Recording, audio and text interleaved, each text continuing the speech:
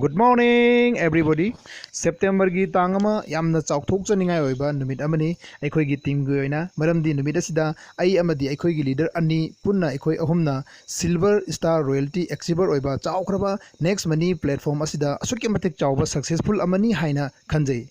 ahan mamakta ming oina panjarabada aikhoi gi great upline Mr. Satyakumar masi UP dagini aduga aigi direct upline juni yam haithoi singdoiba singthaningai oiba leader amani मथंगदा मयामना फोटोदा उबिरे आई अशोक कुमार सिंह आईसु मणिपुर दगिनी अदुगा आईना हेना मयामदा नुंगाई जबमदी याम थागत चनिंगा ओबना आईगी अप्लाइना ताकपी तंबीबा अमदे आईगी downline सिंगी जावरो मतेंगना आईना ngasiगी royalty असि accept तौजबनी हौजिक मथंगदा लाइबसिना अखोइगी mister सलाम Dinesh Singh यामना चाउथोक चनिंगा ओबा अदुकी मतिक निंगहनबा तौदना मसागी थबकता my ओनसिनबा अदुगा टीमबु support तौबा अदुनबा यामना चाउथोक चनिंगा ओबा आईगी यामना चानरबा मरुप अमनी अदुगा अचौबा leader अमसुनी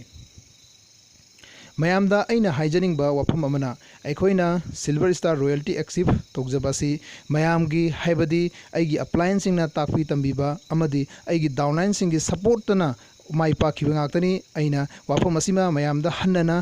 थागतचरी अमदी यामना नुंगाइबा फोंगदोकचरी लोइनना अखोइना हाइबदी Satyakumar Sarna Dinesh Sarna अखोइना फंगलिबा असिदगी हेना सरुक चामा चामा हेना अचौ अचौबा silver gold diamond crown diamond यामना थुना फंगमिनसी हाइबा वाफम असि थमजरी थैंक यू ऑल।